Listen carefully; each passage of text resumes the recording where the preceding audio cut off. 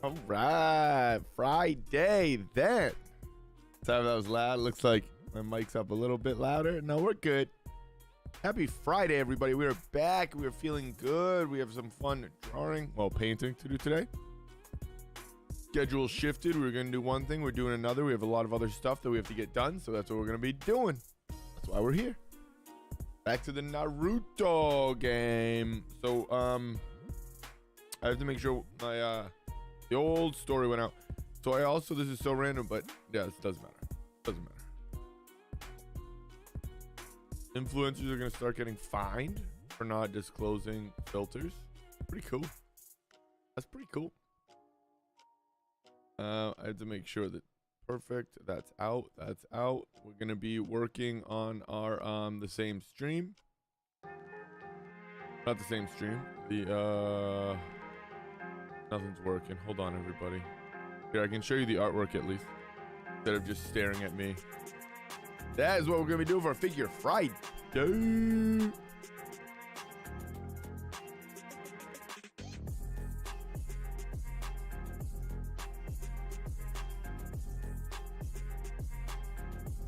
Perfect. Had to make sure the story went out with the correct link. That's the biggest thing.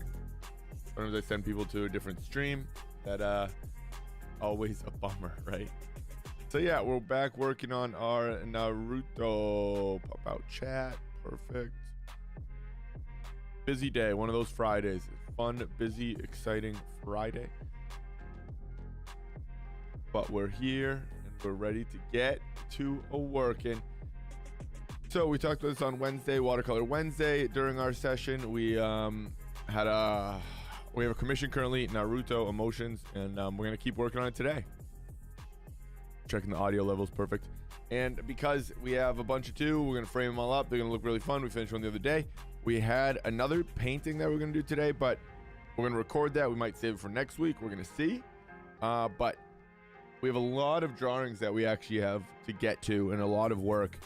So whether we'll be live more or just posting more, be sure to follow our socials, join the Discord, all the stuff down below in the link, the description, because there's always a lot of new stuff and it's tough to tell where it's going to be. We're all over the place. TikTok might be going down, but our TikTok's doing well right now. YouTube, Shorts, everything like that. So be sure to follow that. And we're revamping our website also, which is very fun. So we're going to have all sorts of new art available, as well as prints, as well as pricing for commissions and future stuff like that. So yeah, that's all the fun stuff. That's the talk that usually happens full screen, but we figured we'd show the drawing off. And today, as I said, we're going back in with our Naruto angry painting. We have a angry Naruto for us today. It's a fun little piece. We're gonna see how it turns out. We might end up doing some of this. The rage. Yeah, we don't know yet. That'll be done after, I'm thinking, if anything. I'm gonna erase that for now. But ultimately we're gonna go in and we're gonna be very bold colors. And again, it's angry. So much like we were doing the other day, the project is based on emotions. So we want the drawing to kind of emulate the emotion, or at least fit with that composition, right? And that's kind of tricky to do because I'm not like a super angry person. So rage or angry will be tough, but what we're gonna try to make work is like I almost want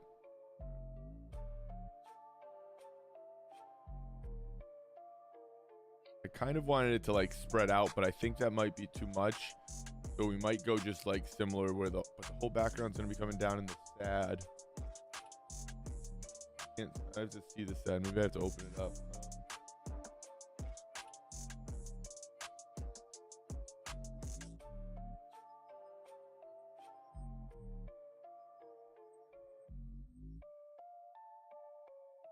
But we're going to use bold colors, bold marks, bold strokes, all that sort of stuff for this piece because, again, we want it to feel angry, energy, all that stuff. So that's kind of, you know what that means, right?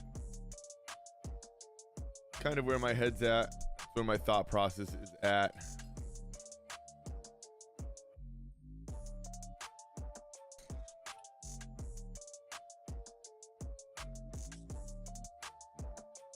much like the other day, we'll see.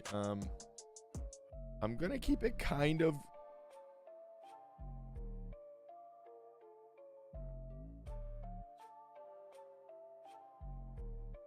I was gonna say I'm gonna keep it kind of clean, but you know what? I think it's gonna be very like explosive, like bah, and might like tap a bunch of paint in the middle there, or like splatter the paint out maybe. That's the play.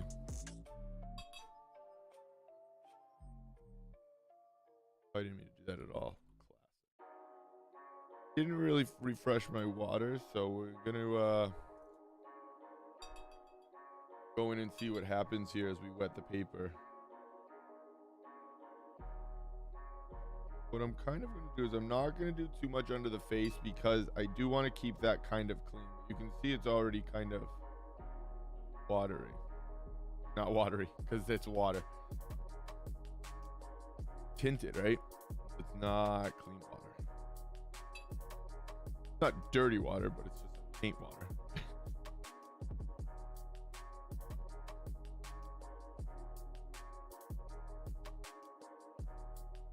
Kind of going through, and I'm semi-strategically wetting the paper, right? Sometimes like I do that, sometimes I don't. That's just going to give us different marks where it's wet versus where it's dry. Kind of want it to like shoot out.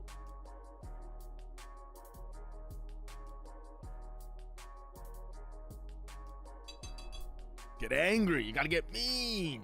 So the way you can play the game. Not really an angry person.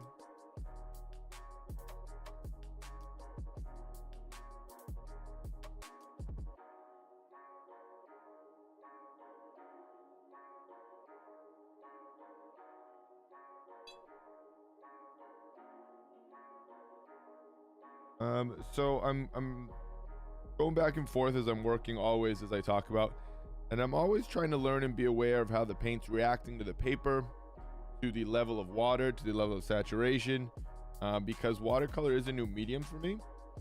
So it's always a fun adventure, and I'm very much always trying to see how it reacts, how it works, right? I have a goal in mind. We're gonna plan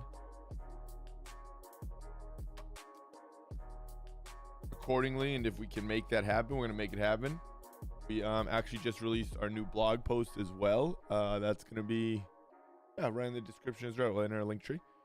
And it's all about, as we talk about, because we finally got it out on paper, is enjoying the process. So not just trusting the process. Sorry, I got cut off there. Not just trusting the process, but enjoying the process the whole way through, because that's enjoying the journey. That's kind of what it's about.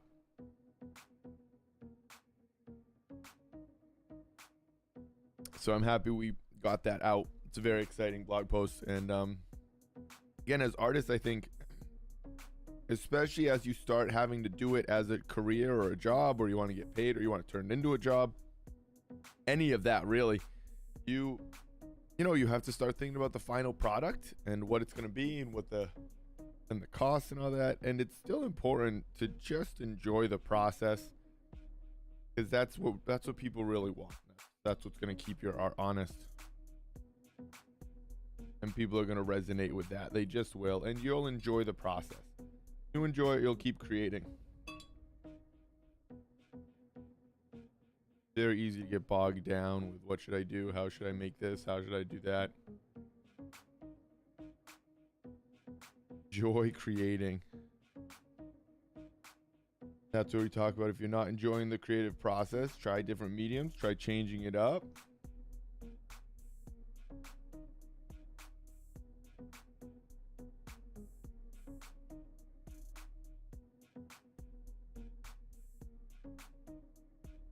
Whatever it takes. All right, let's go. A little bit of color here, actually. Yeah. Oh, we have a lot of water down.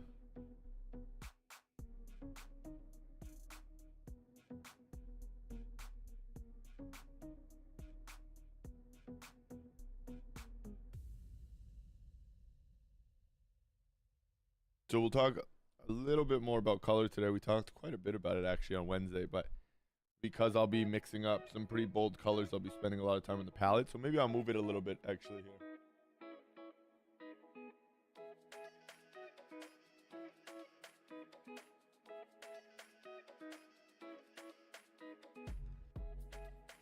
Kind of how my palette looks. I'll probably get some paint on the canvas because of it, but so again, now that you can see the palette, it's kind of fun because now when I'm talking about it, it'll make a little bit more sense. But ultimately, I've talked a bit about red, yellow, or blue, and which one it needs more of, or which the color needs more red, yellow, or blue, or if it has too much red, yellow, blue. And that's very much how I find my colors.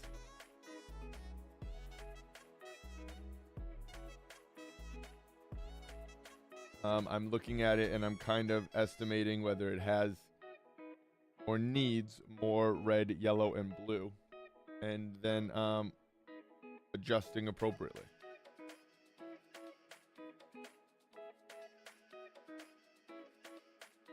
This part, again, I'm not exact. That's what I'm trying to match a color, I guess, ultimately. I should specify that. That's not exactly how I just think of color because there's a lot more that goes into it. But when I'm trying to match or get a color correct, that's basically the thought process that my brain's doing.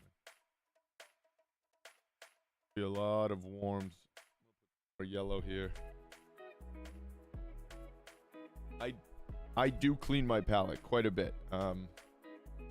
Not full like pop it in the sink, wipe everything away, but I'm constantly cleaning out areas.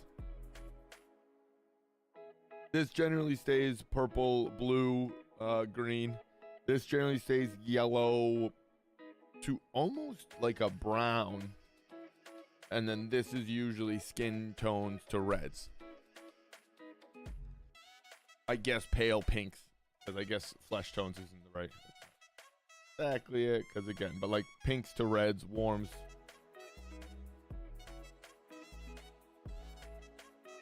But I will like clean it up and wipe it away and work in fresh areas because I do like the paint to feel not super muddy sometimes. Also all very relative to what you're working on and the feeling you want and the vibe, you know what I mean? That's all a big part of whether you should clean your palette or shouldn't. There's not really a right or a wrong. I've just been watching and a lot of people, it's pretty interesting that I never thought there'd be so many different techniques, and there's a lot of people, some people don't, some people do. It's pretty fascinating. I definitely, again, I get the process of keeping it because you get some really nice mixtures, but I think because I'm used to oils, I'm a little bit more in the brain process of, you know, keeping the paint clean by keeping the palette clean. Because obviously in oil paints, you have to clean your palette. You have to clean where you're working at least. You know, you can have dirty where the paints are. A lot of people will have very dirty sides or where the paint sits. But where you're mixing the paint has to be pretty clean a lot of the time for the most part.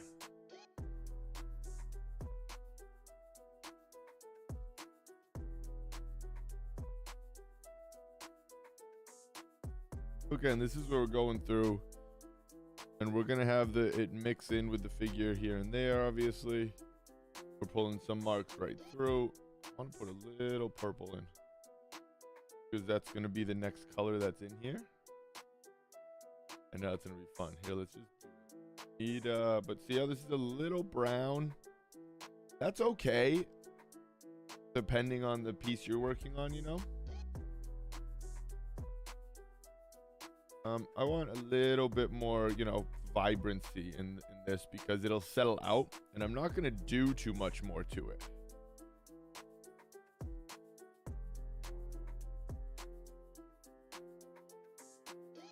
Like the background will hopefully stay kind of with some of these marks, you know? And I'm not going to go back in and rework it. So that's a little different. Sometimes I'll put down, and sometimes you put down marks, and you're very much going to go back in through and fix them and tweak them accordingly, you know. Even something through here. I'll go in with this because it'll make it feel right. It'll make it feel right.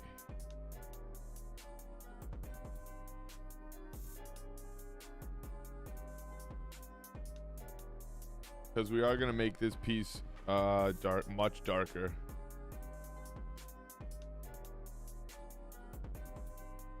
So the jacket in our confused piece from Wednesday, if you click back, I should have put that in the description, but I didn't. I will. I'll pop that in there. If you click back and check it, we did confused, embarrassed, shy.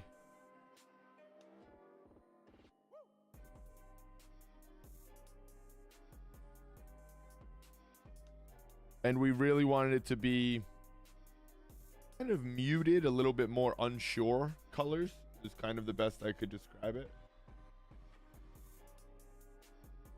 And this one we want very much to be nice bold marks here. Can't tell.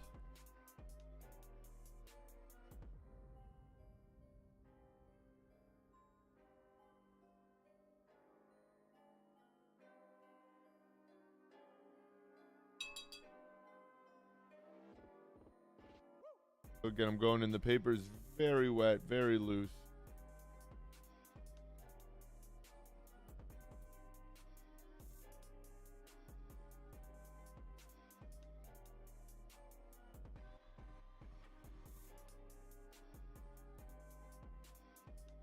Kind of, so I'm designing it, I'm putting some shading in.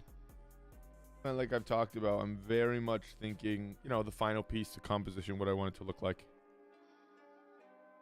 Roughly, you know, going about it that way.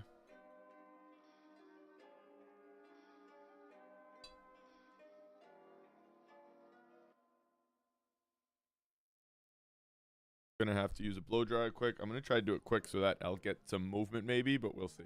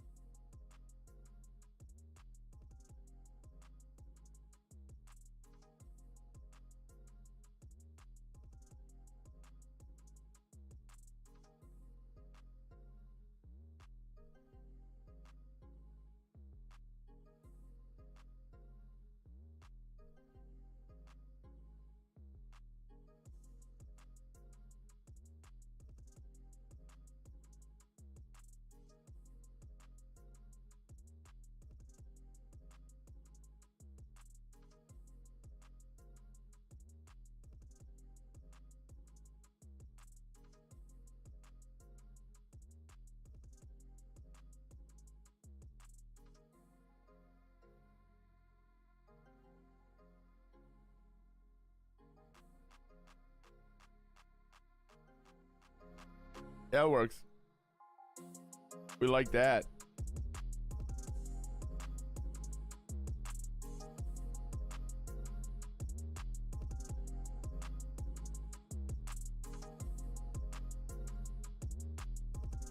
We like that a lot. That looks nice. Let's see if we can pick up any of these marks on the top portion of the hair. We can kind of keep some of the light on the bottom. I don't know if we can though.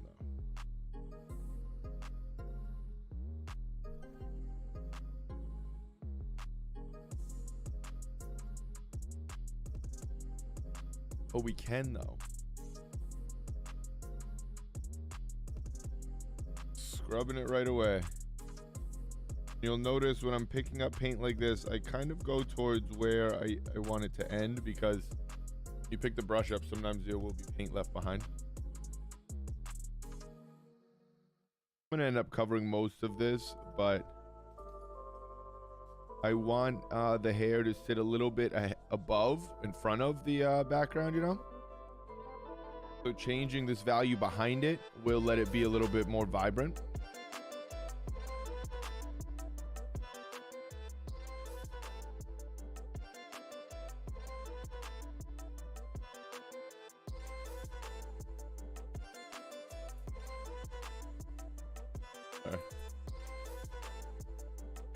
Loud area here. Always something going on upstairs.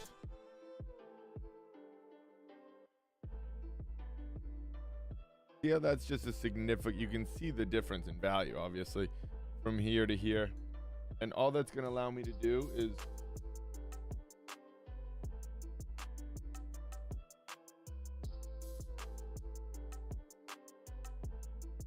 has to be paint, right? Big blood. I don't know where it would be. Did I cut myself? Sometimes that happens.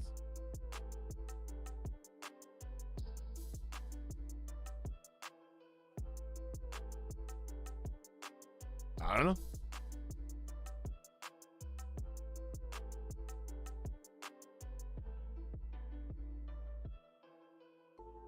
Shows up again. Well, he just as confused. I don't know. Gotta be pain, I guess. Pretty funny. Friday, what are you gonna do?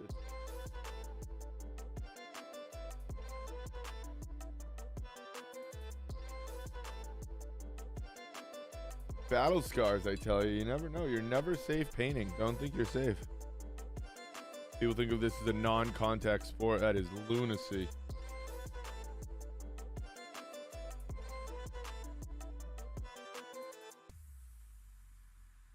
There's some real brouhahas in the studio sometimes, you know?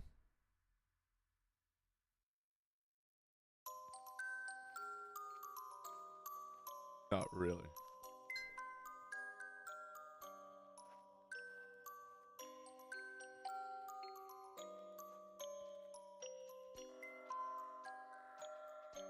Very weird.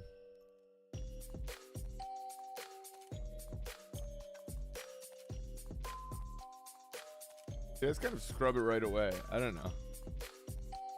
That might be like kind of frowned upon, but I'm only doing it in certain areas, like I said, where I want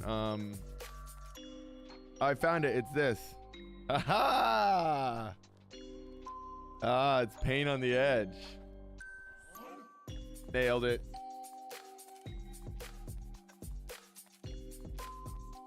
Rewind if you don't know what I'm talking about. Haha. But yeah, like I was saying before, is I'm just removing some of these values from the hair because it's going to be yellow, and in certain areas it'll sit on top of that darker background much nicer if it has a white value underneath it instead of trying to compete. Some of these areas to the sides, I'm not going to pick it up as much, so that'll have that natural blend almost.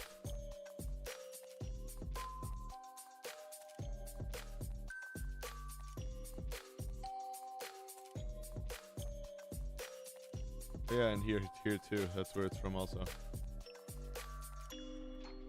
That's how we figure things out. You get locked in the zone. Sometimes there's paint everywhere. Sometimes you never know. I get like a lot of paper cuts and stuff from the way I always hold my hand on the paper. So like I'm always have little cuts around here sometimes. Sometimes there'll just be like little spots of paint. Not paint.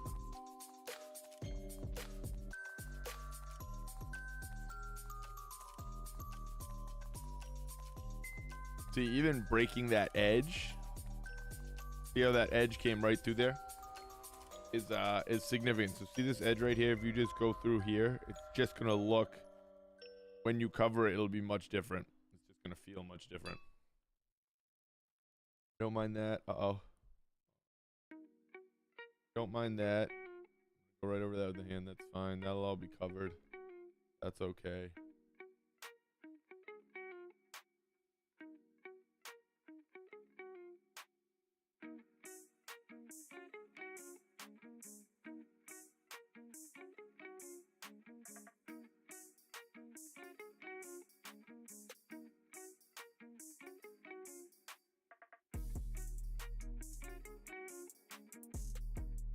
Right? Why not? Only gonna make the next levels a little easier.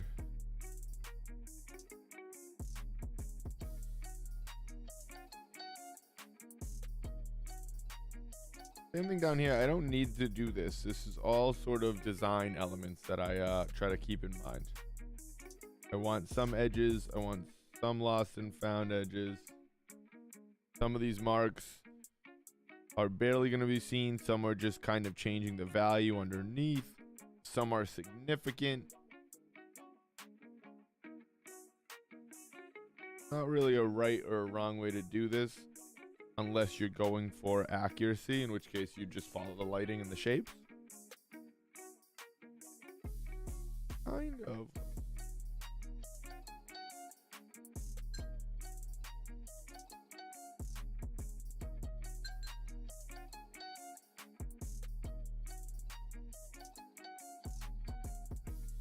That is the wrong color. Oh, that's gonna be very purple. That works.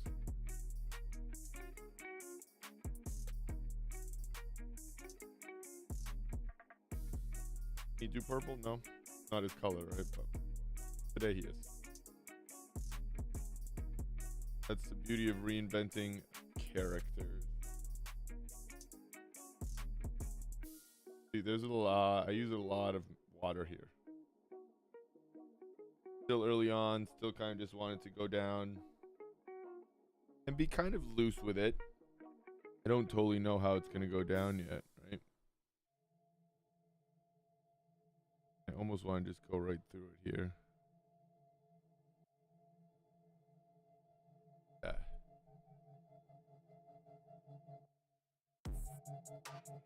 See how this sits out.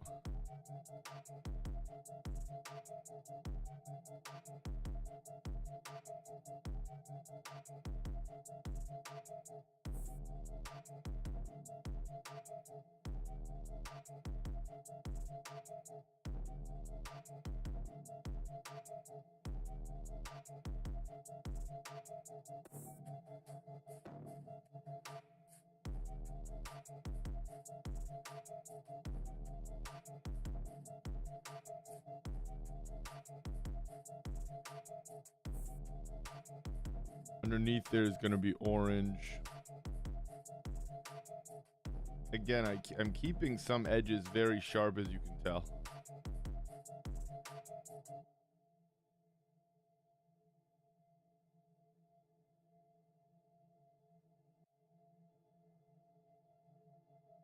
Biggest trick I can tell everyone about how to do this is I have a lot of my compositions resolved before I start, either mentally, usually pretty difficult, or I have it done on Photoshop and, well, not Photoshop, but Illustrator, Procreate. Digital art is huge. And you can actually splatter paint. You can use different brushes for different textures and brush marks. So it's one of those things that is just so instrumental to working at any level. Because just using it as a tool to kind of throw a background in and throw 80 backgrounds in without ruining your drawing and just get ideas. So helpful.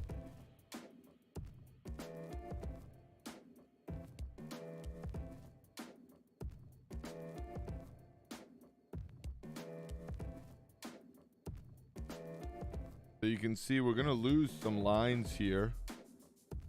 That is a-okay. We've drawn it once, we've drawn it again. We can still see. And again, like we've talked about on Wednesday,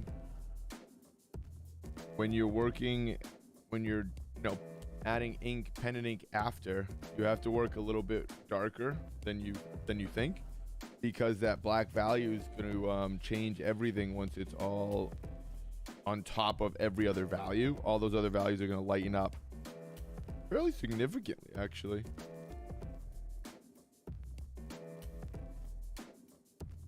More than you think. Impressive.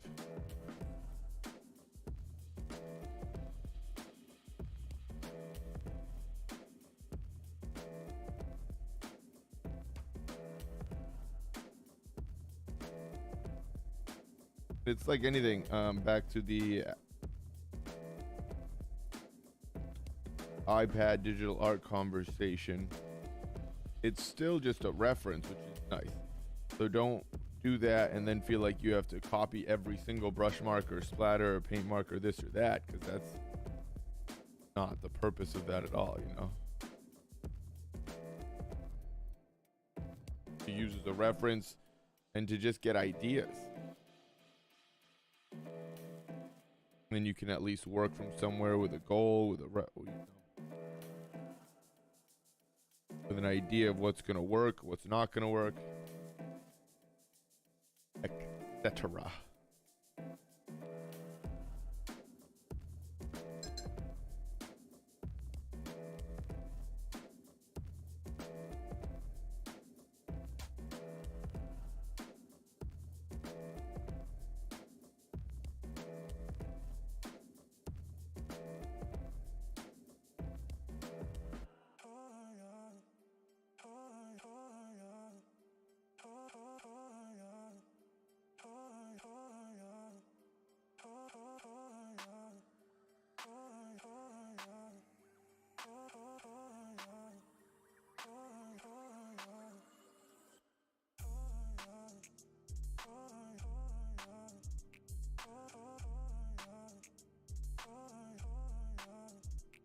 Don't do that.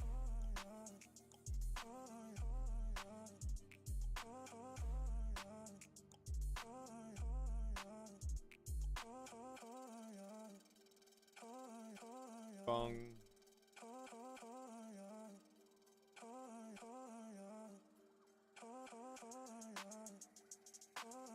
See, what's nice is I'll be able to go in, go back right through and darken all this up. Almost the same wash.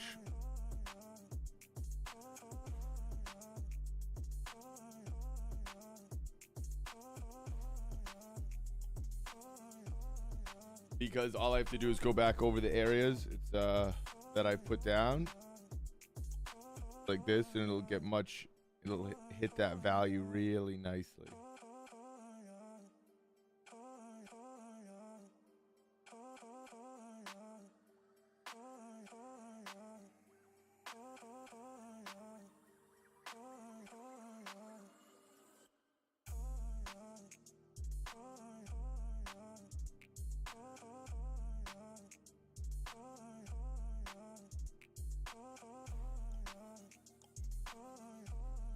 Trying to keep this part a little more clean as I just messed that up. That's okay.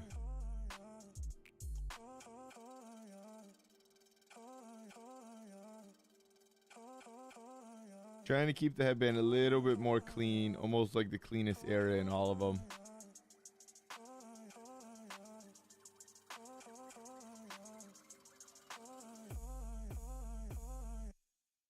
So that the head and their emotion remain very clear, I guess. Kind of my thinking there.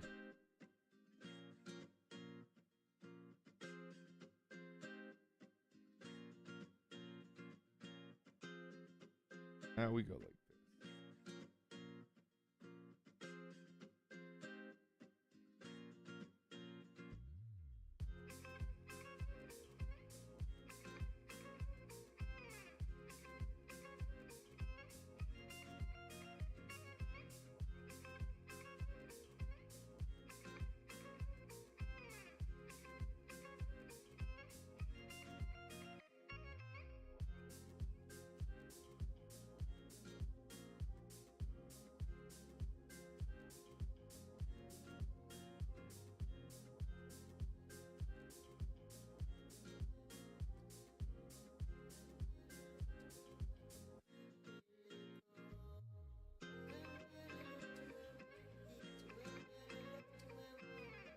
Simple shapes, simple blocks of shapes, different colors, right? All the thought processes. I don't think I'm supposed to go that far, but it's okay.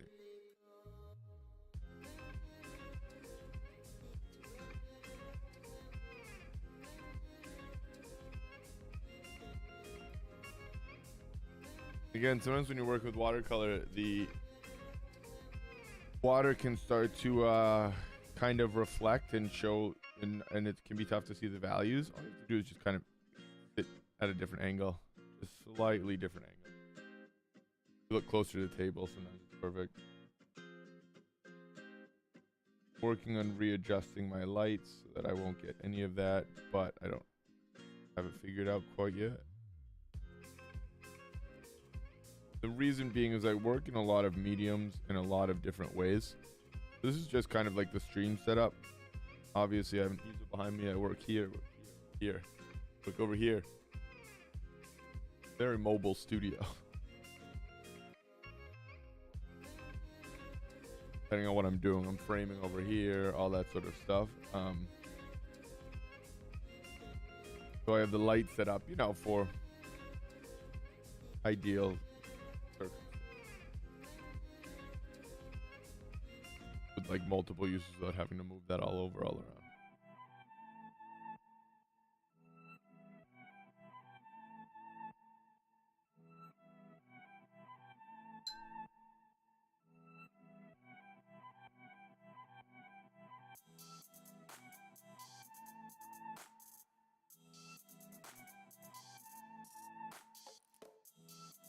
This light's great. It's just a monitor light that I can adjust.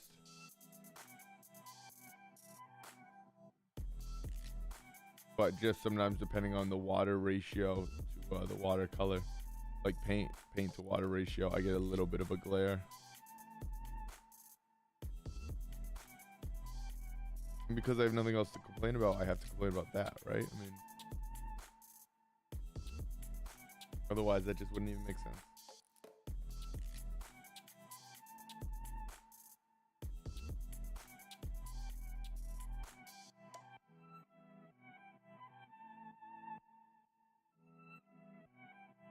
Not the technical way to hold a paintbrush. It works for me.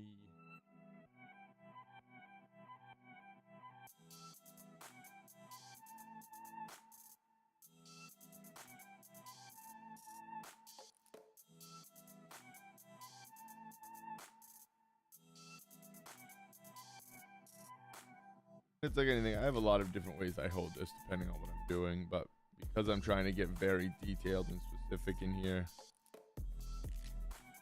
I want these to be kind of very clean, precise marks.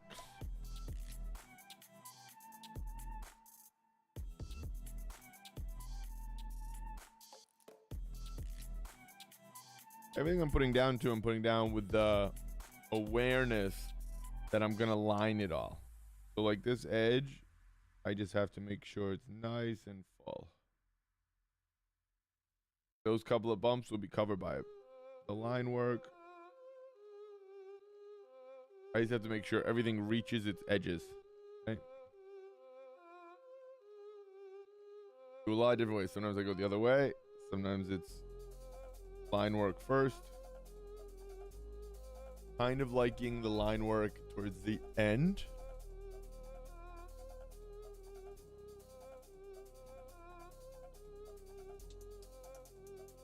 I just feel like it adds a nice little, a little bit more of an organic feel to the piece, you know? Because the paint can mix and meld and then kind of be brought all together towards the end. And have the like a line work really sitting on top. Make it, give it some really clean, nice line work. And even line work that's sitting on top can be loose and sketchier, and it'll still look really nice. Because it just blocks out those color zones. All that fun stuff. It's an orange we really want to get accurate.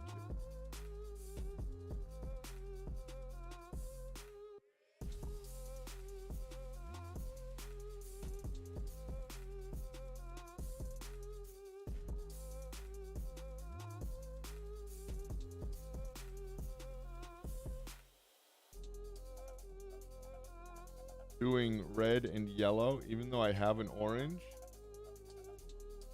I want it to be a little bit, well, kind of a significantly different orange than I have in my palette. Rather than trying to alter that orange, I am using that orange a bit, but I'm more so using red and yellow.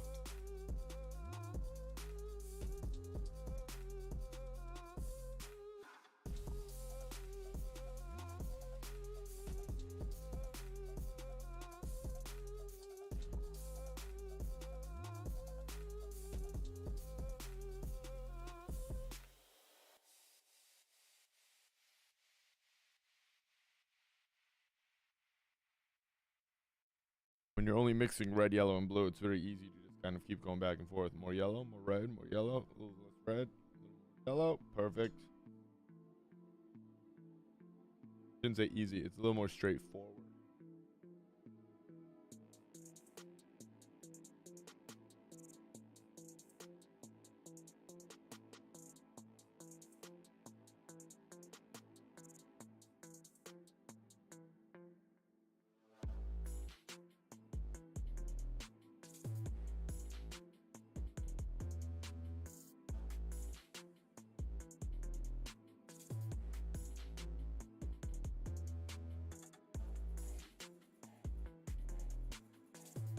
See the marks going down. It's very dry down here.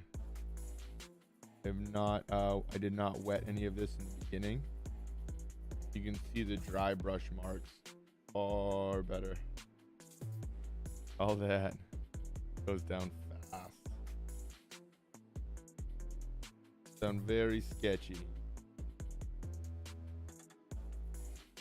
But it's kind of a nice mark, right? Make it work.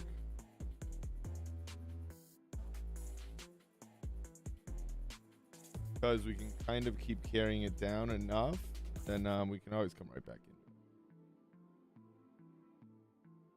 in. Have to make sure enough. A little more.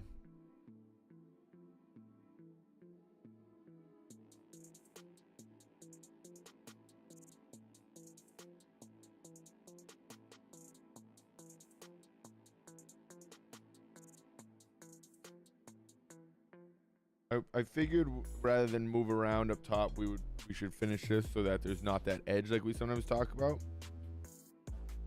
Kind of us softening the edge at this point. So you can soften it before, after, during. Kind of the same as oil painting.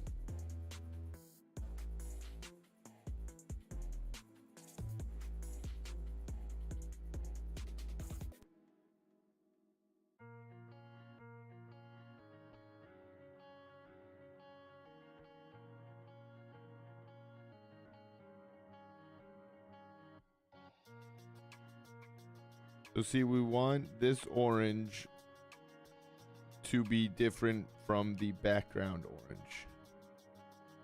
Because, again, like we did, like we were talking about on our last piece or on all of them, we want the background to feel like the same piece, but there are parts of the character that we need to bring forward to point out, you know, the figure.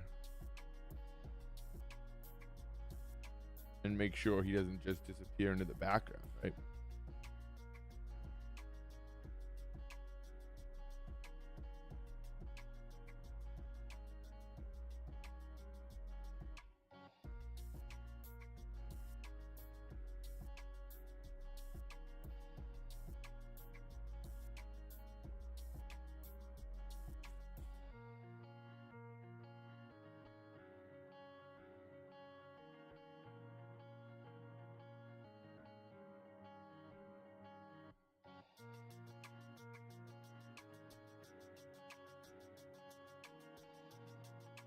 When I'm looking this way, I'm just always checking values. Values and drawing to my right, to my left. I'm gonna have to see which way I'm looking in the camera. Whenever I look this way, that's what I'm looking at here. The monitor that has my artwork.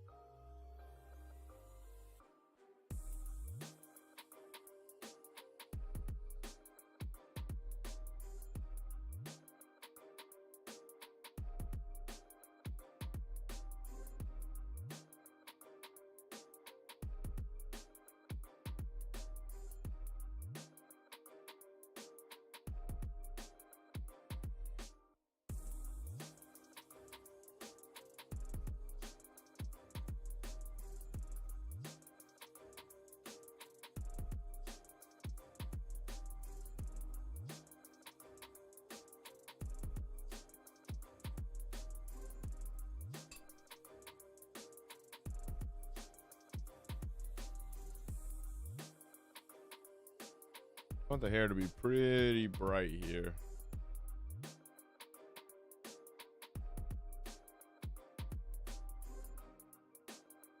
We're very much approaching these like we've talked about quite a bit with different artists doing different recognizable characters in the past, where I definitely want them all to feel slightly different, right? And differently interpreted, very unique, and again fit the emotion and the pose as well as the overall feel of the piece.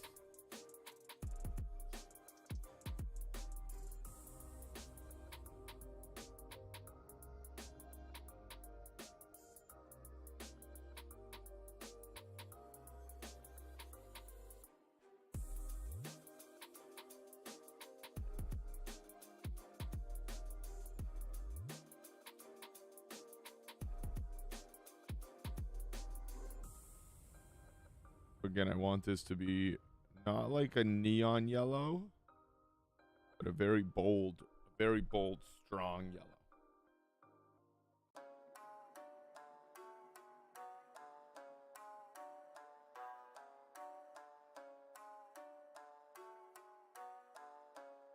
Because I'll come in and highlight with some white, as well as I might go over it with an even, like an actual lemon yellow, so it kind of picks up in certain areas.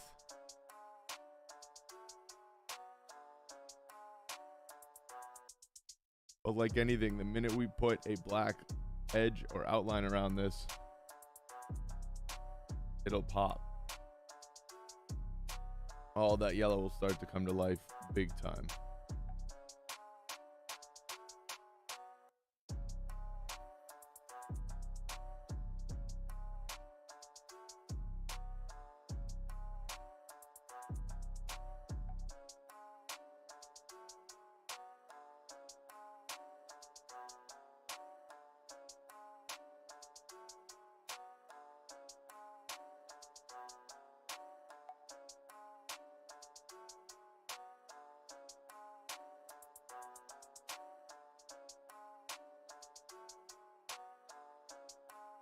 Sorry, I told you I get quiet when I'm doing some little areas like that sometimes.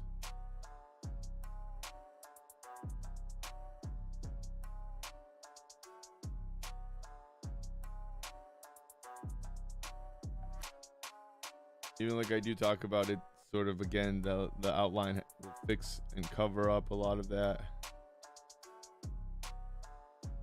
A little tricky sometimes popping in that little area.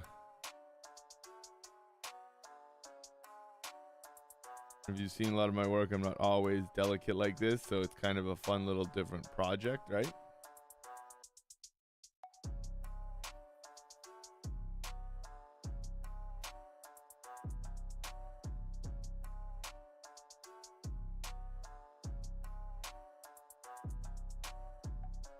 But I've very much been enjoying recreating these recognizable characters. And just reinterpreting them and stylizing them and reimagining them.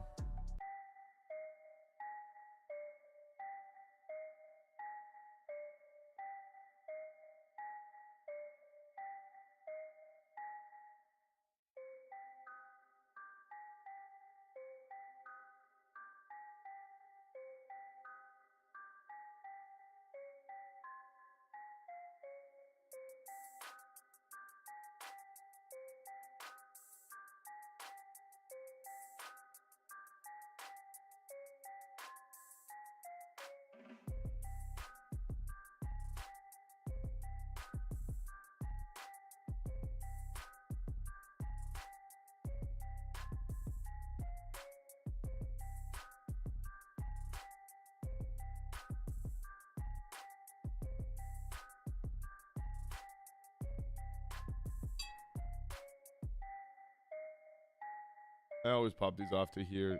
Just the dogs upstairs are just so very loud creatures.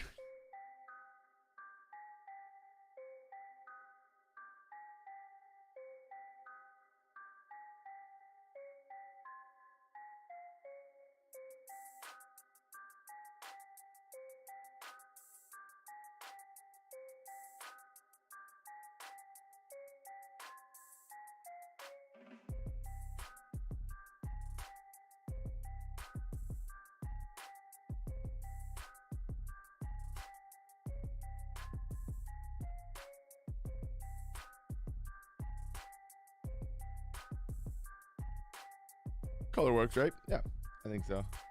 I have to move the palette a little bit further out. It's a little too close.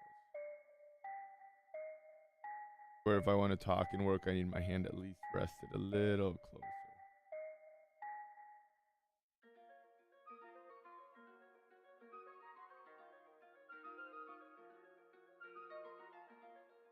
It's gonna look funny until the tongue's colored there. It's just gonna be like, wait, what is that? Oh, no, I guess it's pretty cool. Wondering if this value has to be a little darker. But again, maybe that'll make leave room to put those lines in. That might be a good way to keep that nice and dark there.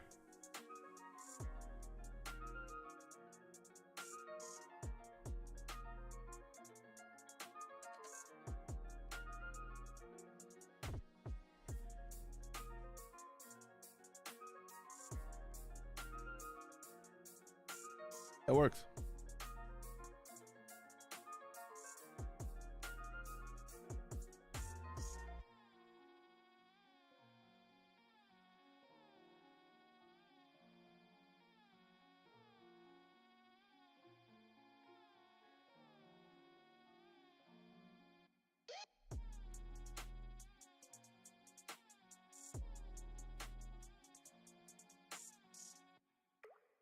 All right, I'm gonna wait to that bar. I'm wondering if I should outline like the eyes in red or something. Yeah, I'm gonna wait on the tongue part because I don't want to.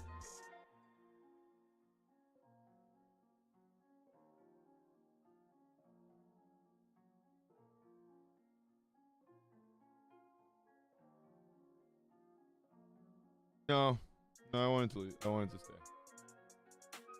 Then I can come back in, last in the skin tone, hit the tongue, skin tone, my whites and outline, and looking pretty interesting.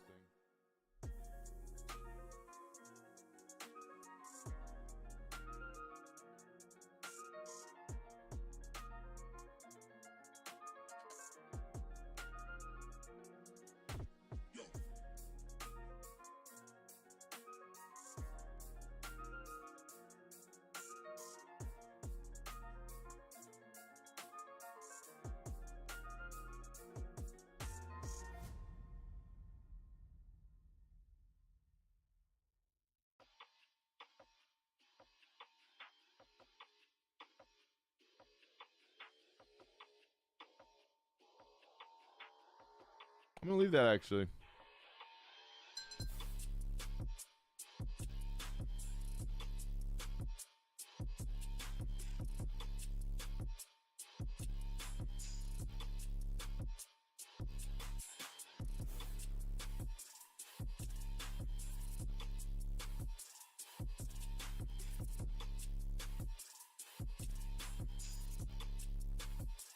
Yeah, perfect. All right, cool. Now I have a coffee somewhere.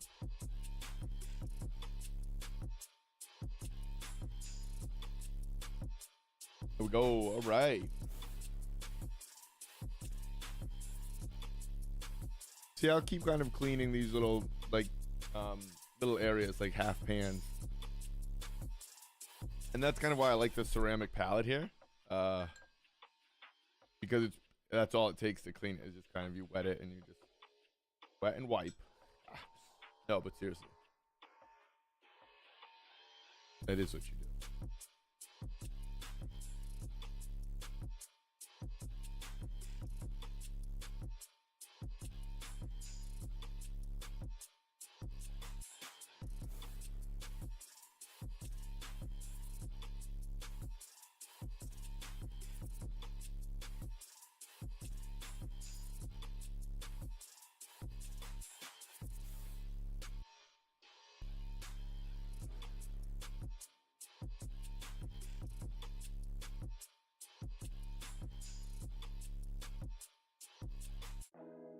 Oh, very aggressive. Very aggressive. Sorry.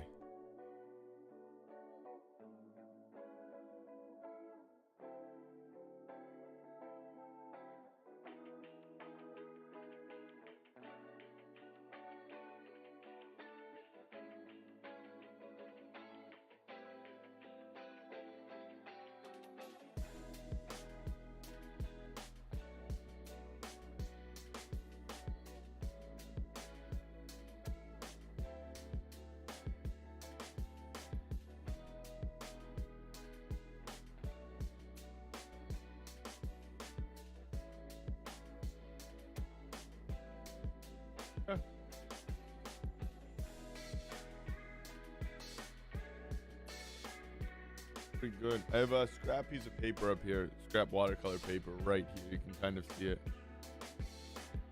There you go.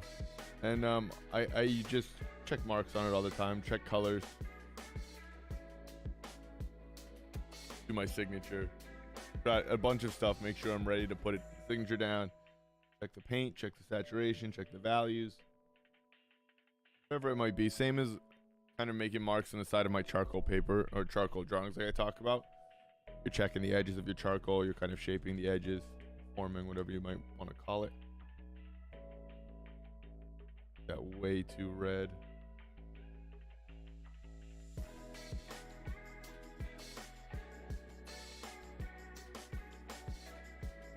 Yeah.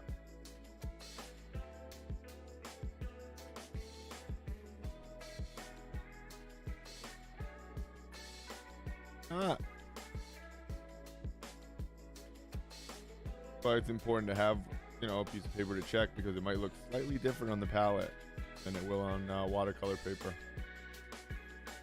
It might look very different.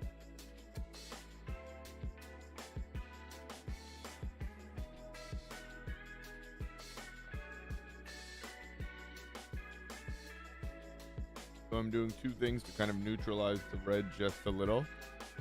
Dipping into a pale yellow, and then I'm adding a little bit more water. That's going to smooth out the saturation of it.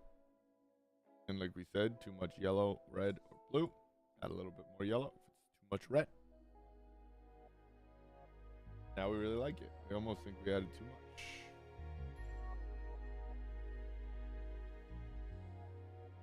I hope, yeah, some of that was there. Cool. So you kind of probably see some of that shift. If I put that red in there, it'll shift to a very different pink. See how different that color is.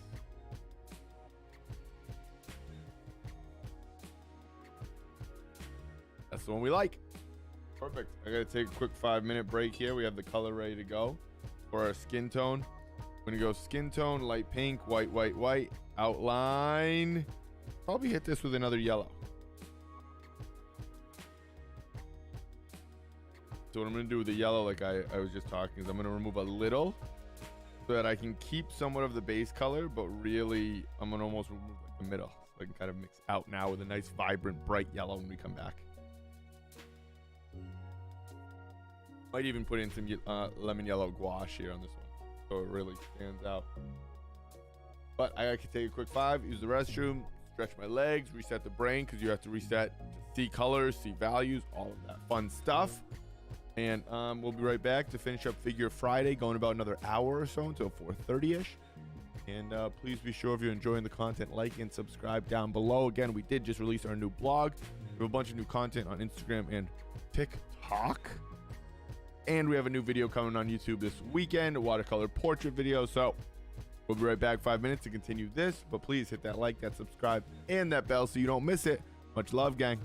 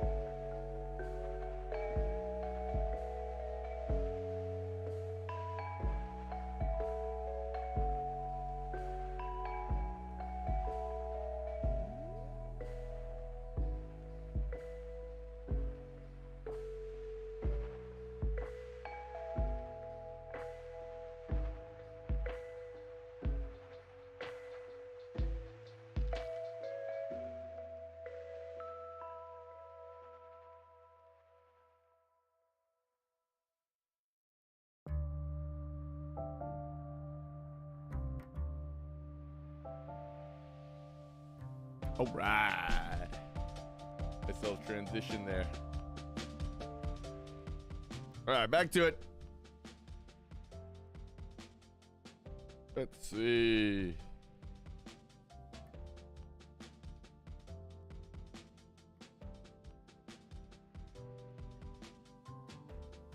I like it. I have like no complaints. See if I can get rid of this little paint here.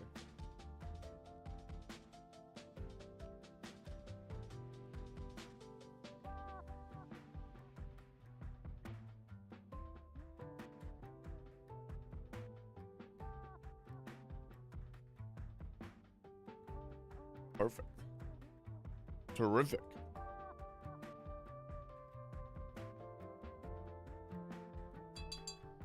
All right, let's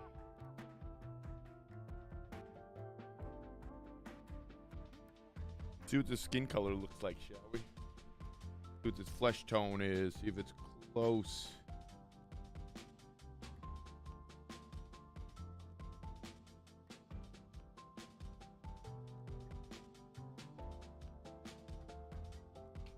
And a little bit more color, actually.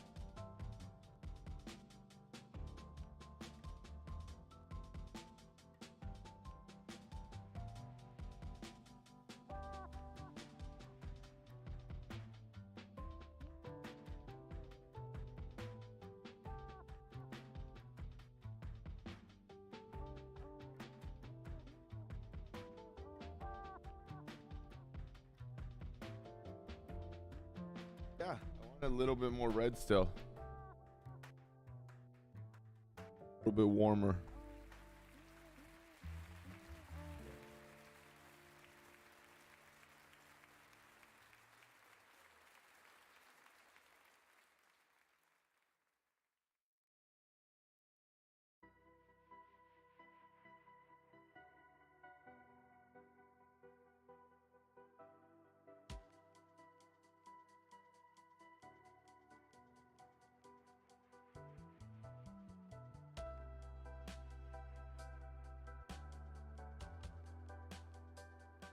Cool.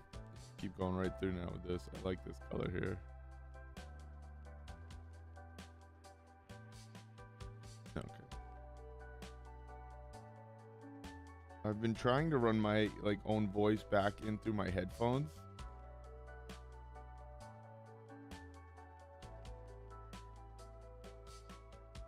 So that I can tell and make sure I don't ever go long times without being muted and talking. But I just can't. It drives me freaking crazy. It's hard for me to think if I'm hearing my... I don't know. It's very weird.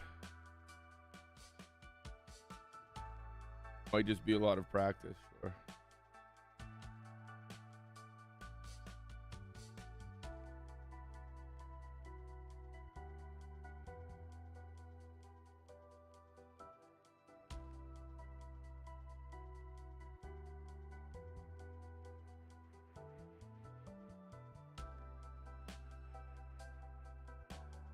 Harder than it should be for me.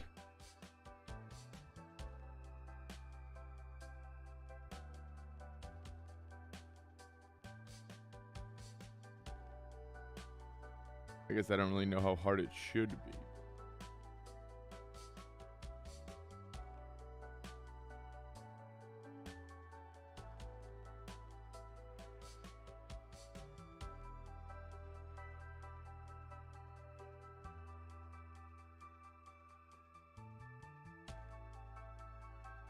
My head might be in this whole shot. Sorry if it is. Just do your best to ignore it.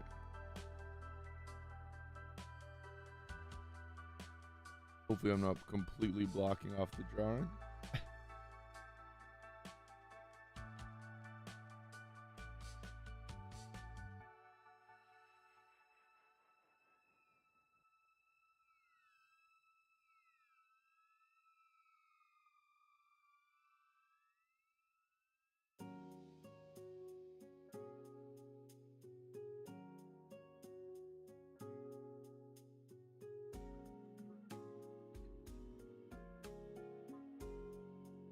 upstairs and got like a water and like tried to drink like a whole water super fast and obviously just like choked on all of it. Entire thing, terrible. Now it's like just still painful. Water goes down the wrong pipe. It's so brutal. What a horrible thing. It just really, like, I don't know. Brutal. For it to just kind of like happen. Stop.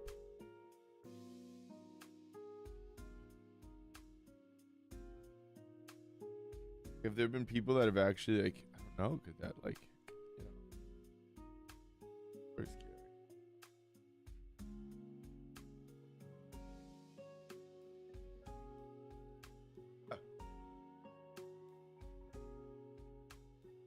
I like it. That looks good.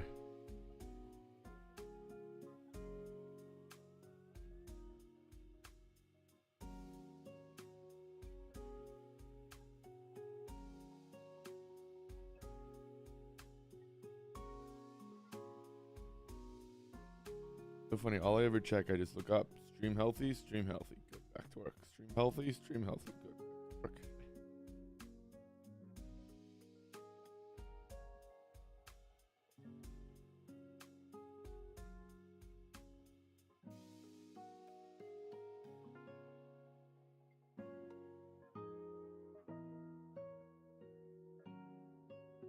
We'll definitely change. We'll end at a different song today because we did hip hop first, I think. And we've been getting used to the ending songs. We won't even get there today.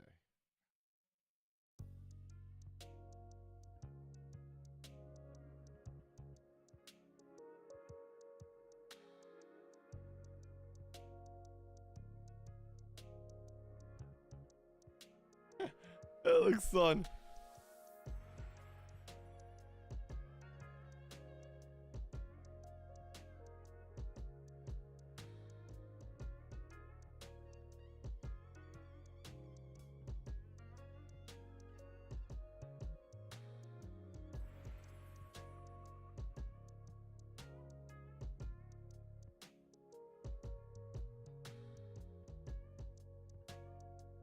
Hold on 1 second, I'll be right back.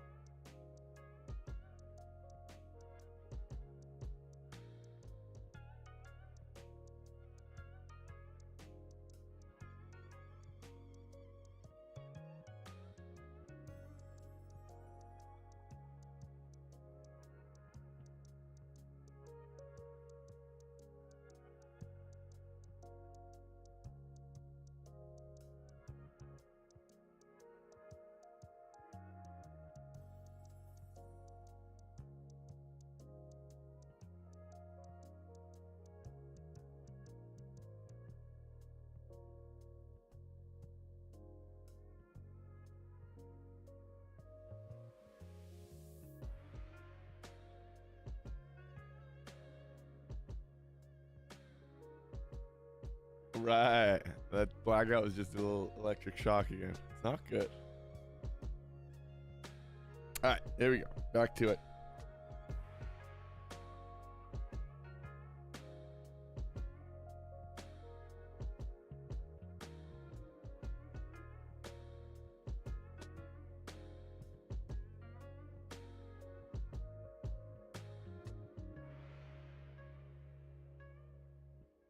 Use a little bit of yellow gouache here for the hair. Just really pull that hair out at some point right now. Not well. At some point right now. Says these. The words of lunatics.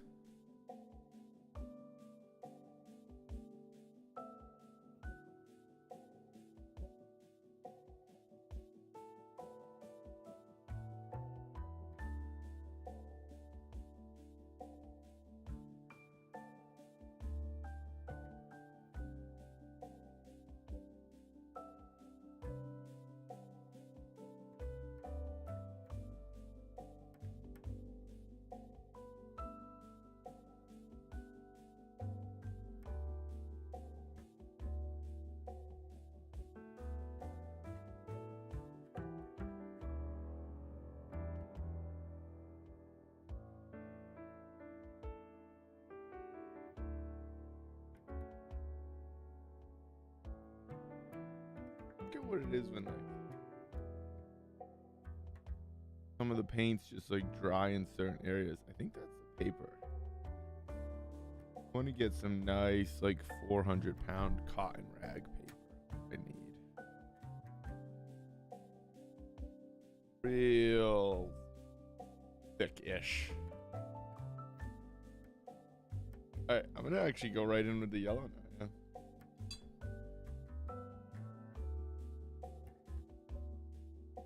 Very opaque, as you can.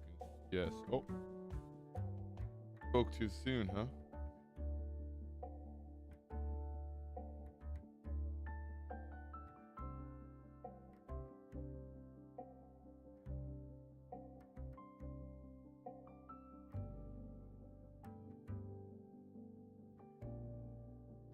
Yes, I wanted that significantly more.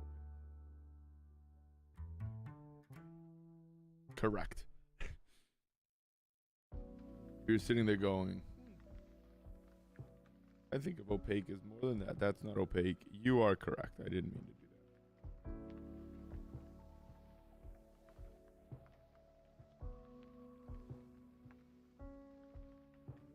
that. I guess I kind of have to put it down a little bit like that because it is a gouache.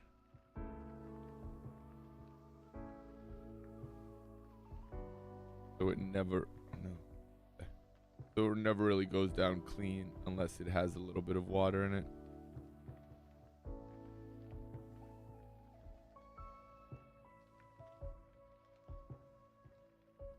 You can definitely put it down and be very painterly.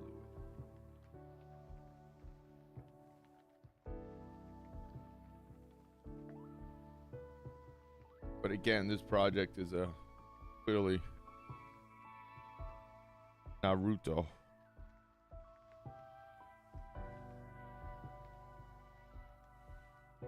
And I think, again, I don't think, I guess. Obviously, the blonde hair is very specific.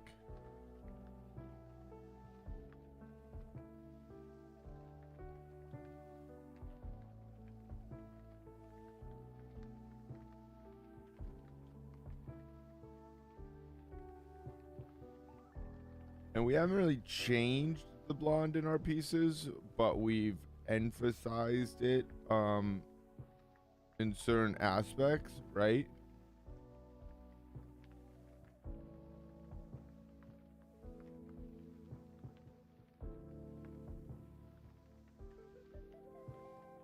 We talked about the shy piece being a little bit more translucent. So the yellow's kind of the same hue, but a little softer, not as, again, bold. Because the whole piece is a little bit like that, right? Peace, anger, rage.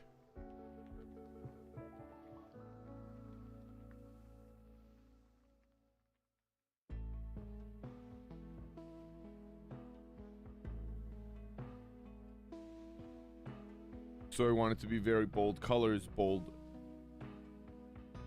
shapes, marks. Not exactly bold marks, I suppose, but bold colors is how I'm making up for the bold marks.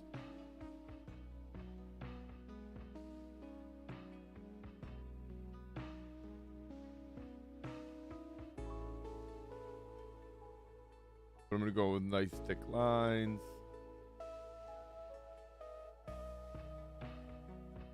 And we're going to have a couple different style pieces by the time we're done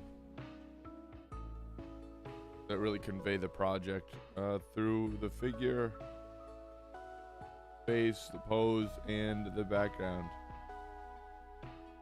With any luck.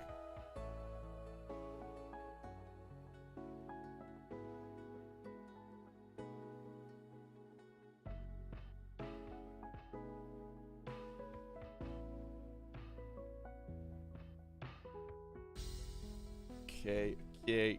Oh, we didn't do the eyebrows.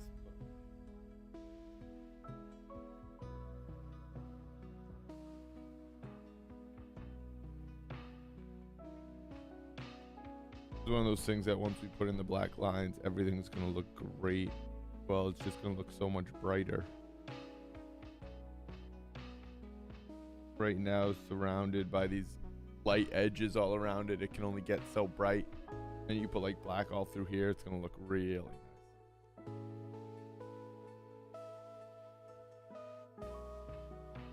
Done?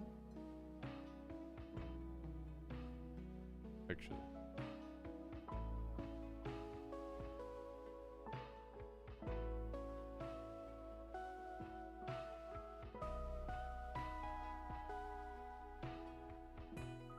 Oh, okay. And you can do...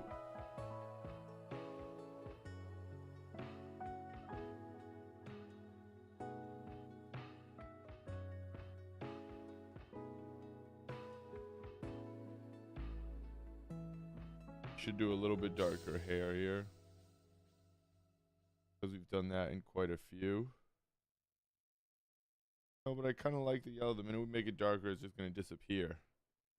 Same with the darker skin tones. It'll disappear into the background. Yeah.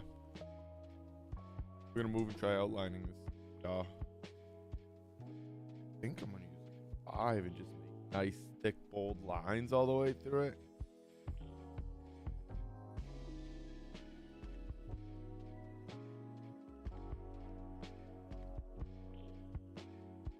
Squinting down to see, because I would darken like here and here.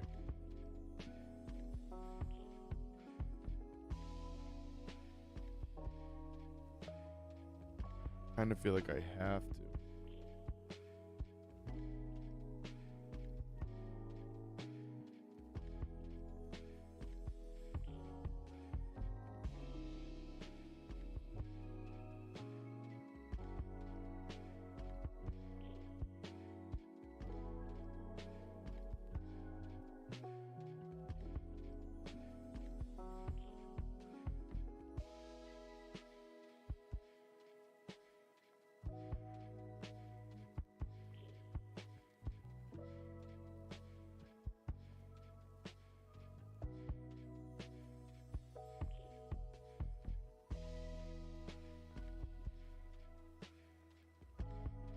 Yeah, I guess that's the right play.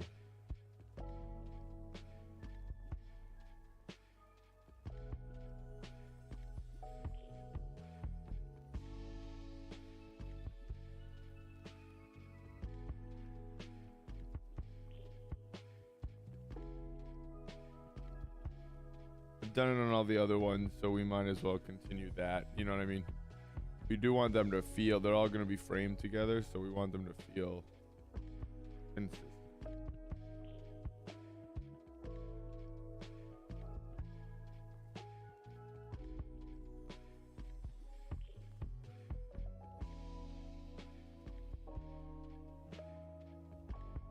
But again, the minute we outline it, we'll be able to see more of that. So all of that will make sense. Yeah, I like that already. That looks good.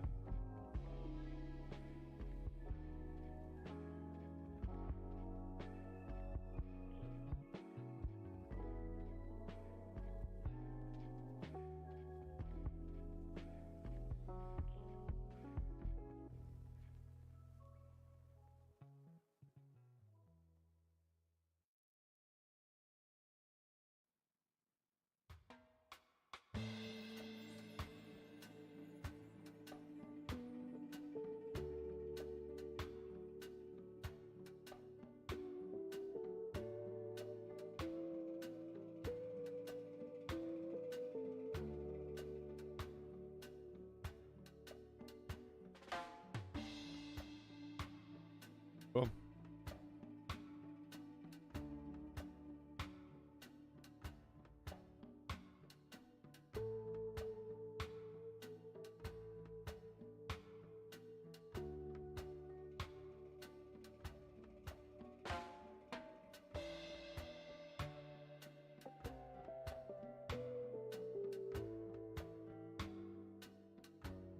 All right, that's perfect. Hit it with a blow dryer and then yeah, use the final 30 minutes to outline it. Easy game.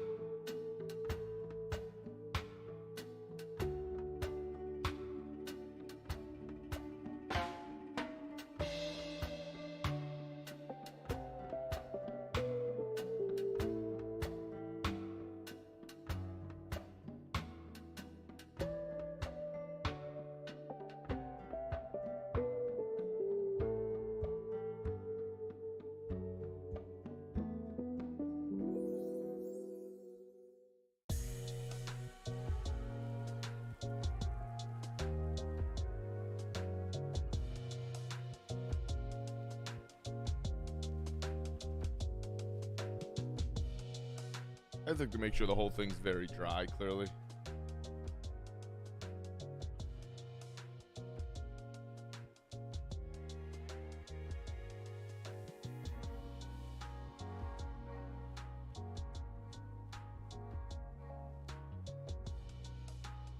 If it's not, very quickly it smudges, pick paint up, values change, anything really, so.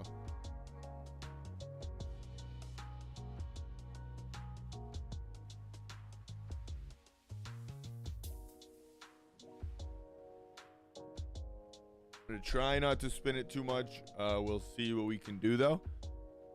Like I talk about, sometimes it's just easier to push and pull lines, you know.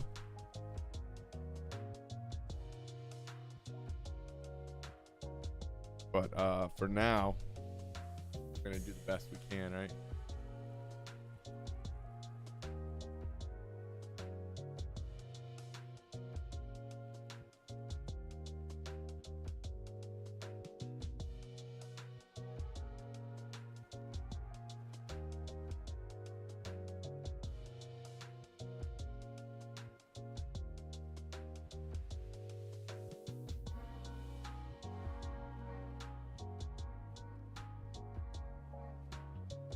We'll hopefully start to see all the colors and everything jump and pop and all really come to life, you know?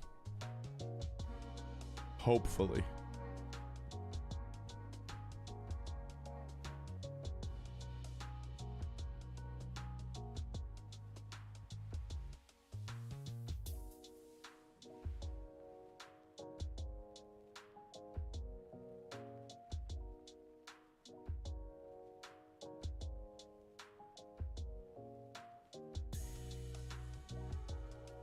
Very much where I'll lean like a psychopath.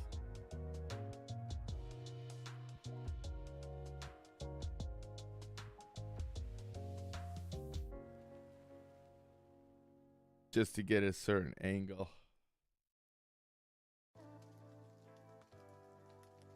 That's why sometimes I just turn the paper. But in this instance, I won't. Because I try to keep it as straight as possible, but we'll see.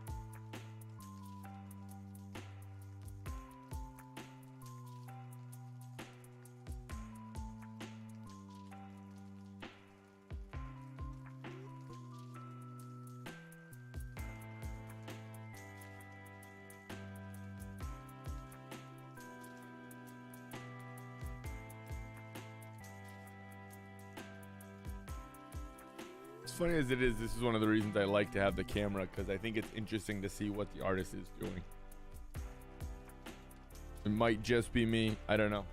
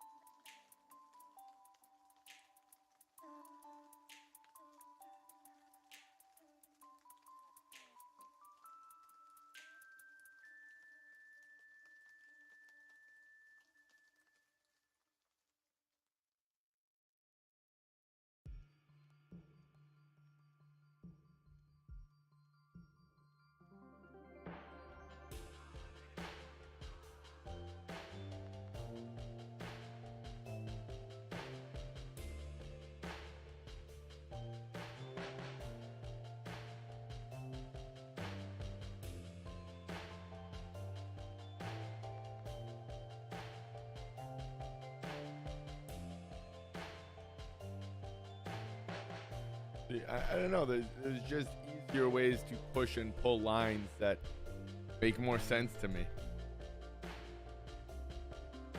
And I'm not going to make this process more difficult as I talk about.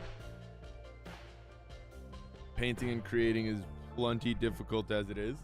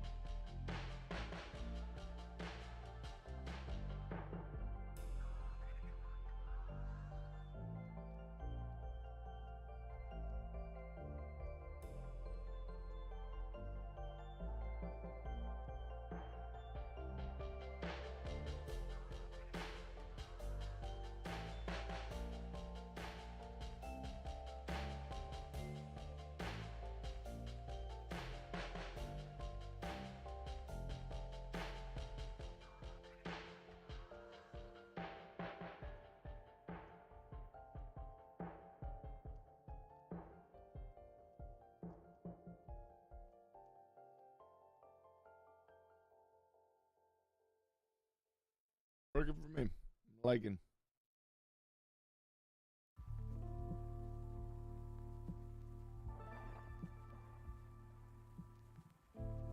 I probably don't have to make that so like jittery, but I like to because I kind of like to go in pretty loose with the white ink at the end, and it kind of just gives it that shimmering zipper effect, right?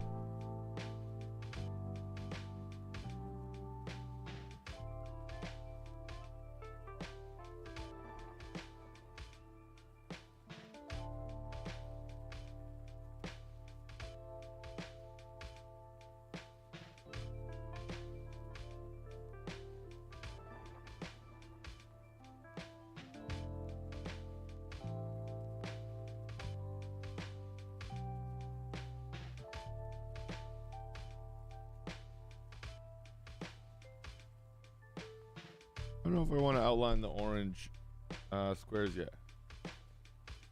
Waiting.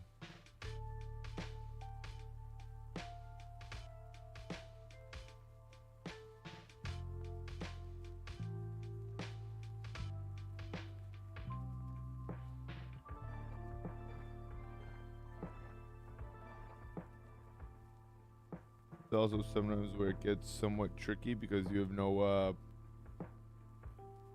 like hand rest.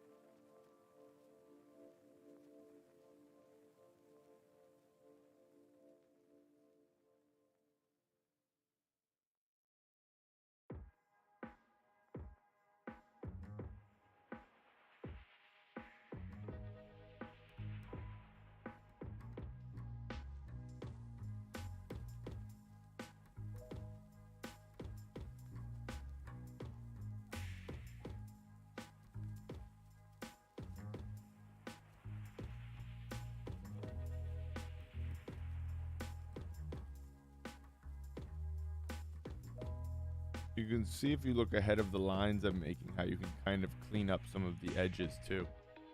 So you can see that's kind of a little bumpy in through there, or it was at least. Kind of fix that.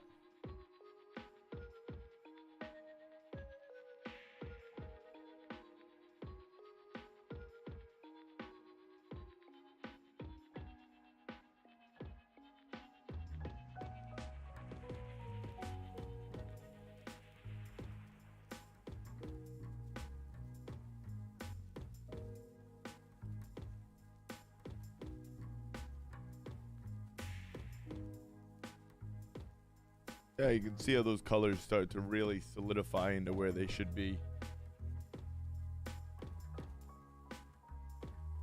We'll white highlights, white highlights, white highlights, white highlights, all that sort of fun stuff. I think I do have to turn, well,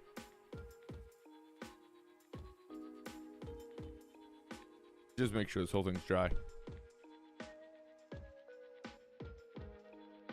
This will just continue right through like this. This is fun.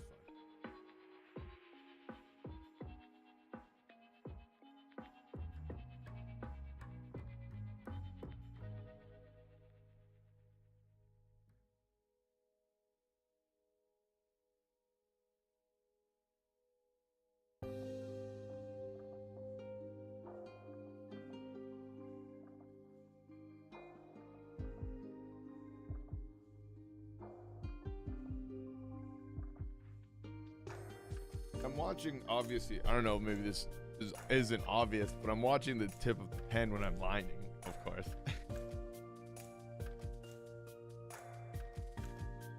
Maybe that's not obvious, but I am indeed watching the tip of the pen.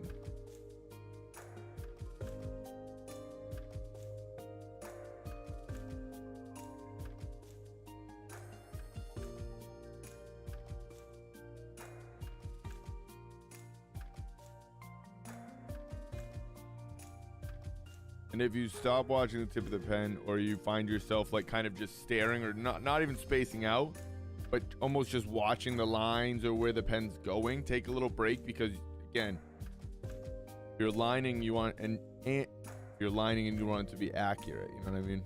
Or nice and sharp and clean.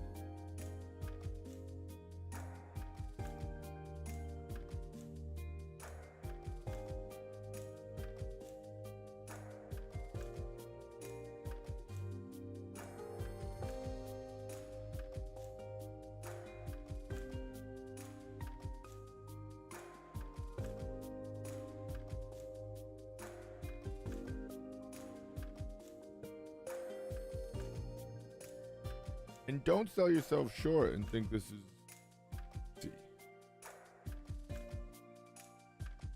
or that you won't make mistakes along the way. You know what I mean? You'll need breaks. It's difficult. It's not easy.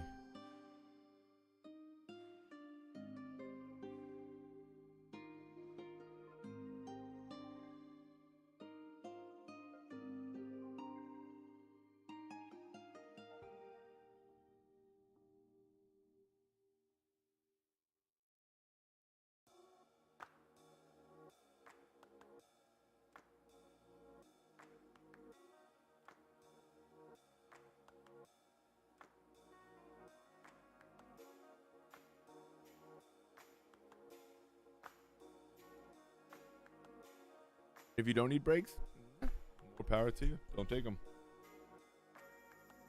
Let's do this.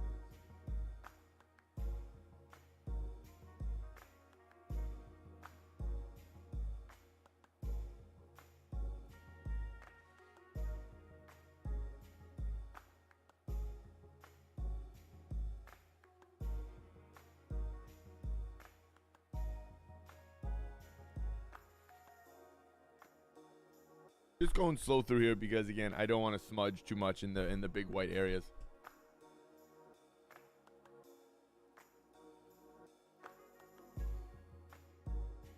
These circles are always difficult. Any circle, anything like that is tough.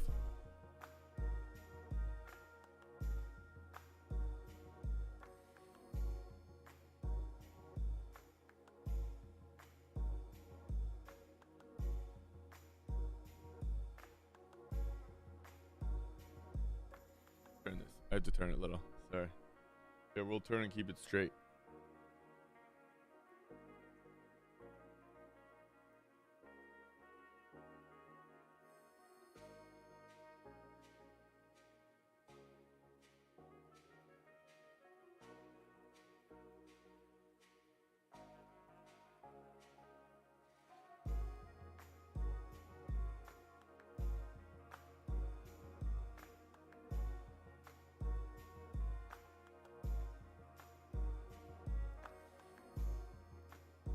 So I was just going to make this line here but I'm gonna go through and do all of this and then this line here, rather than put this line in and then go right over it.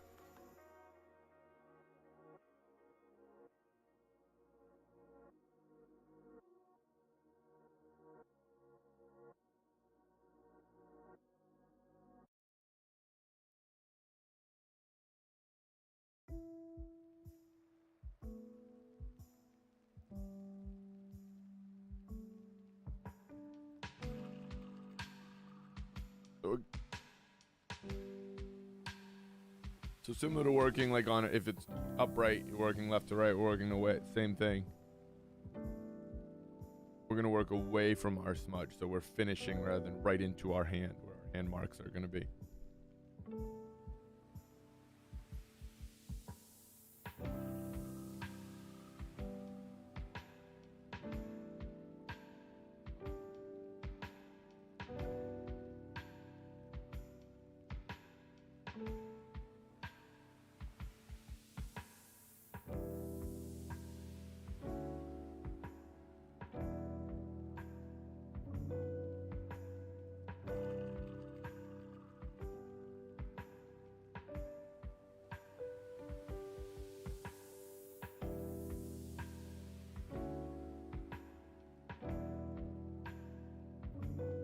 It's always hard to talk and draw long straight lines.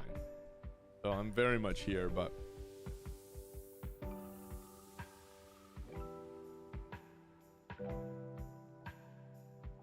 you got a little bit of black here. Ready? Think how? Where? This one? No, mark that was from.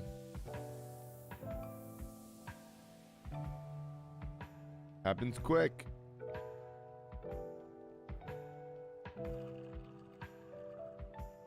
That's the beauty of, you know, real art.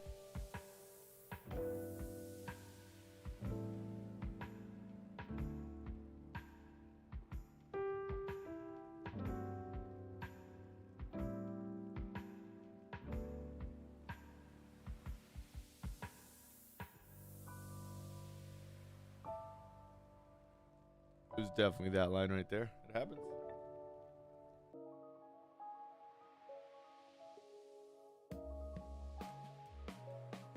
Might go back in with some yellow anyway.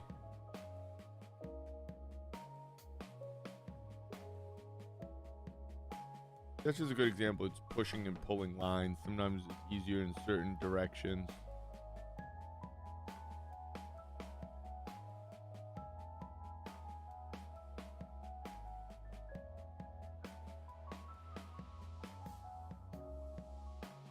This is what it is, you know?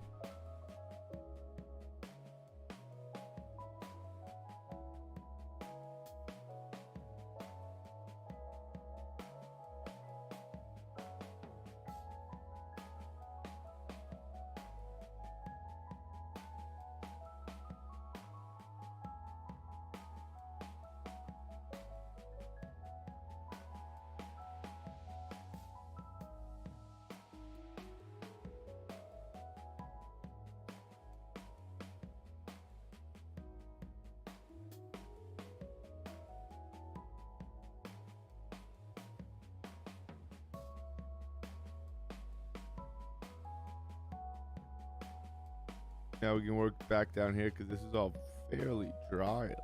Oh, right? I think.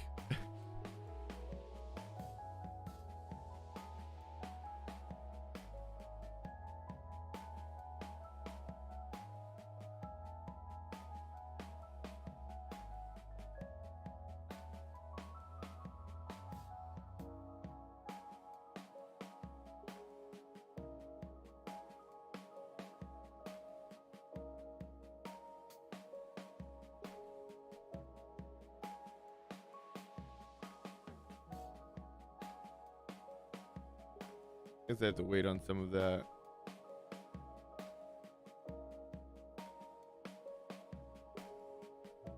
Smudge that real quick if I go right over it. Patience. Patience is important. Everything we do.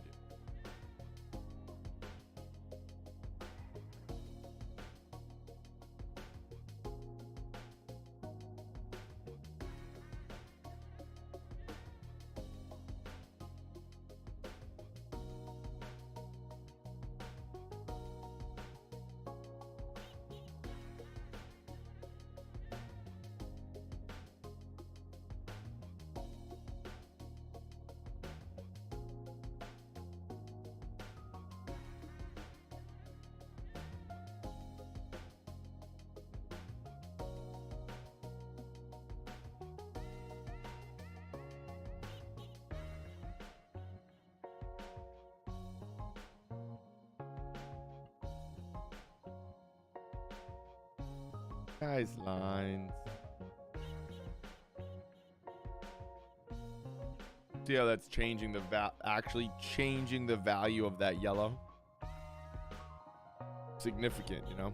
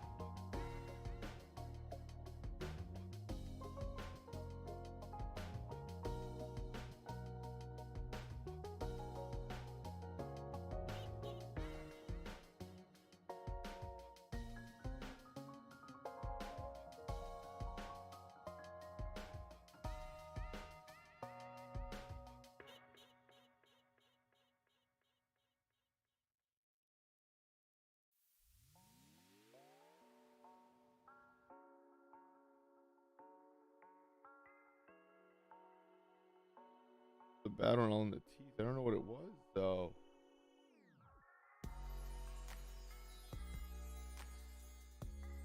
Sometimes the ink just doesn't dry very quickly at all.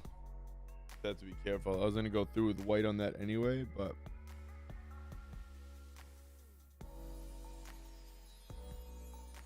now I definitely have some on my hands here. A little bit of ink.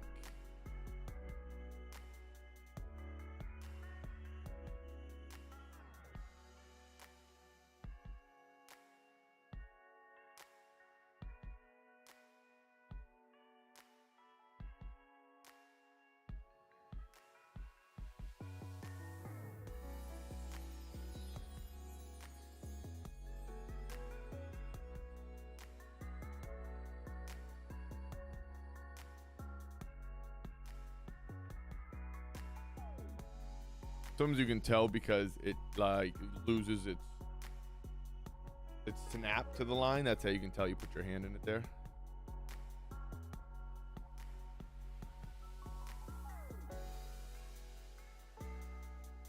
Kind of just like gets pressed out a little and then picked up, so it's not as like bold of a crisp line. In here probably.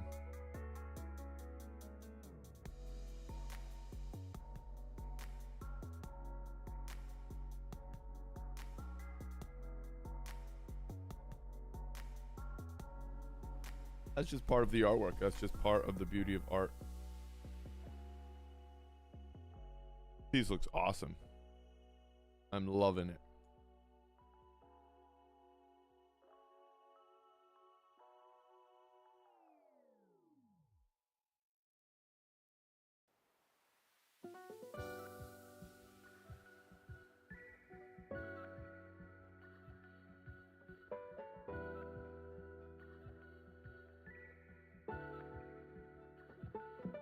I'm gonna pick up that yellow because I don't want to do more yellow. I like it.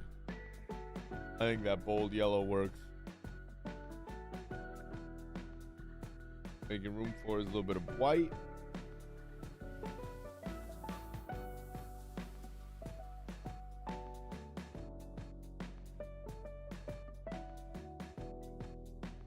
I think I might put like a little highlights on the hand and everything.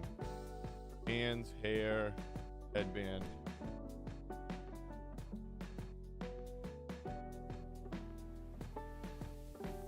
So I think like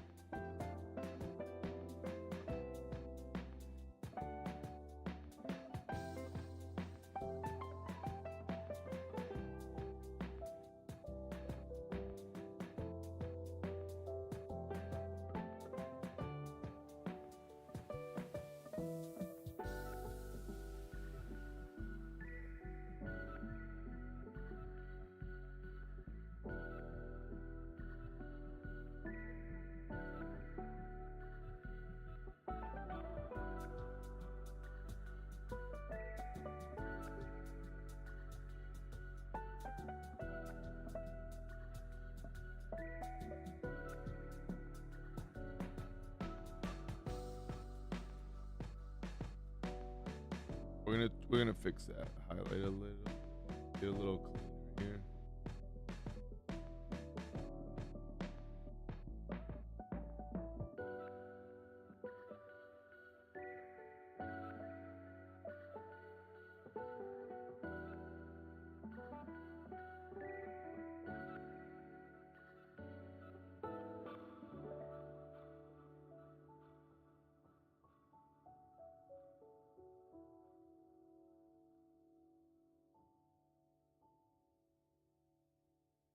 Kind of supposed to have, the white be the white of the paper, but I enjoy adding that white ink. It just adds a nice unison to the piece, right? Whereas sometimes the paper is a little bit, I don't know. Sometimes it feels undone, but on the sides, I don't mind it. But because I want this piece so bold, I definitely want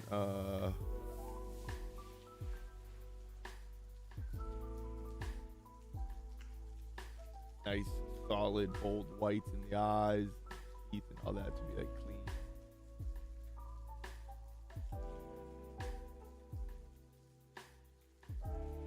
Fit and match the rest of the piece, or again, at least the detail area, like we keep talking about, or we've mentioned, which is obviously the face and the emotion.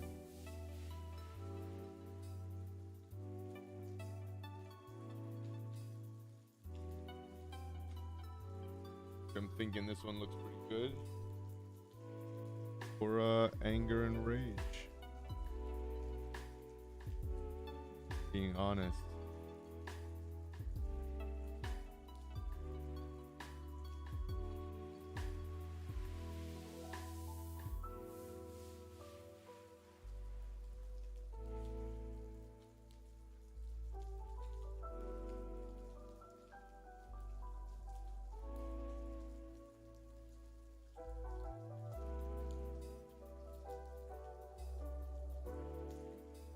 Definitely been using those whitenings.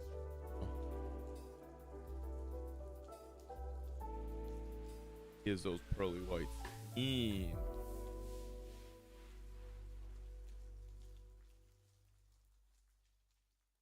Just that Zigurataki white gel pen, white ink pen.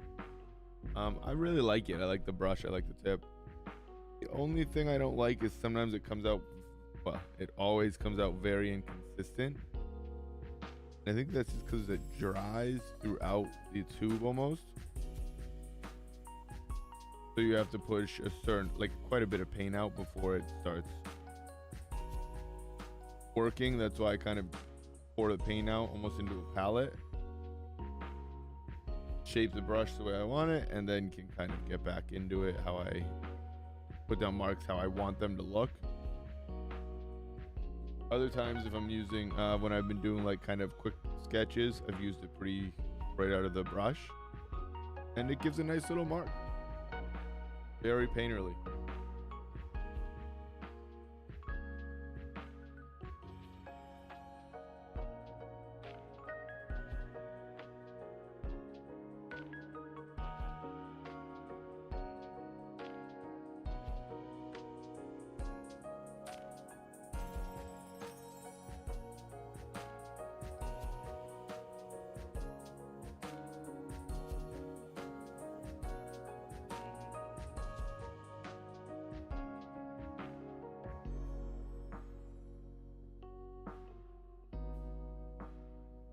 Right?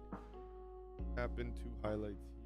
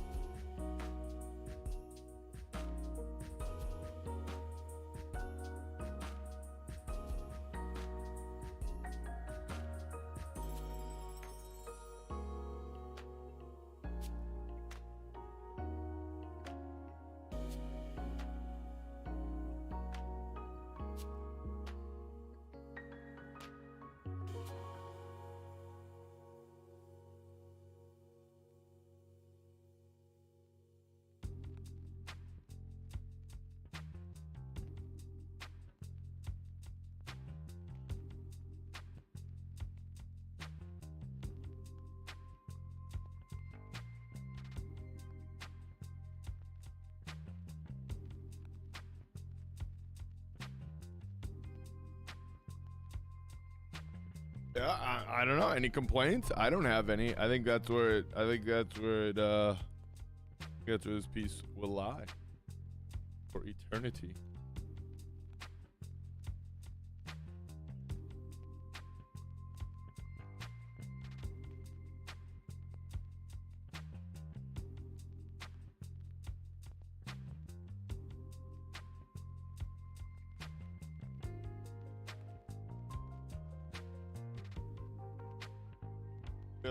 I feel like I sign it down here.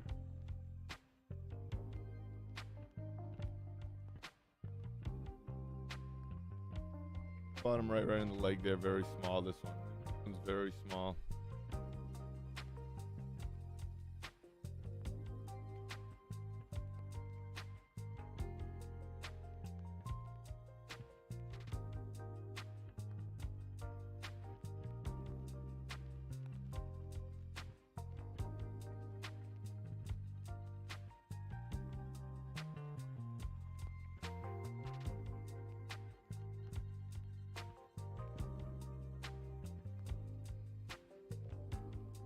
Say we have to be right around 2 hours here.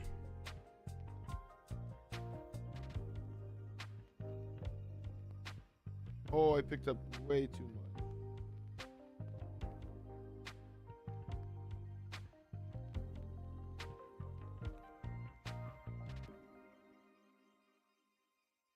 I kind of wanted it to be a little splotchy, but not pick up all of it.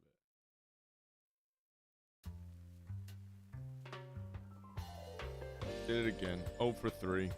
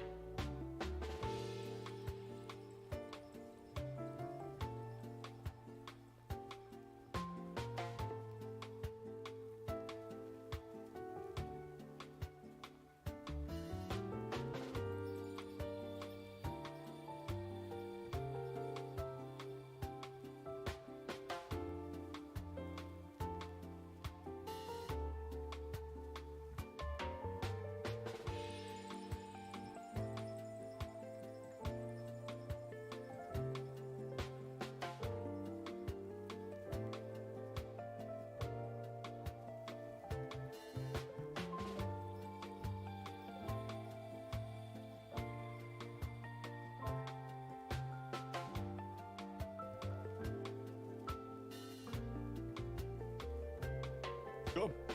That's awesome. That's we're gonna wrap that one up.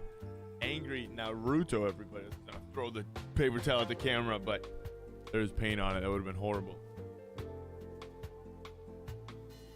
Cool way to sign off, though. All right, that's where we're gonna end it. That's where we're gonna wrap it up. Angry Naruto, 3 of 5 complete. We have 2 more done. One drawn and just needs color. The other needs start to finish still. So we are cruising. We're loving how they're coming out. This project is very, very fun. We're super happy we took it, and we're enjoying the process. If anybody out there wants a commission, please DM, join the Discord, get in touch on Instagram, really anywhere. Email me, whatever you want to do. But we're doing them. We're rolling with some characters. We're having some fun. Enjoying the process. We have a new video coming out this weekend. We have a blog post that just came out today about trusting the process and enjoying the journey. So be sure to check that out. We have a lot of new blogs coming out, a lot of new pictures, TikToks, Instagram, all the fun stuff, how-tos, tips, tricks, all that good stuff. So be sure, hit that bell, hit that like, hit that subscribe button, and above all, the most important 2 things, most of you know them, but if you don't, these are them. Stay healthy and stay happy. Till next time, gang. Much love.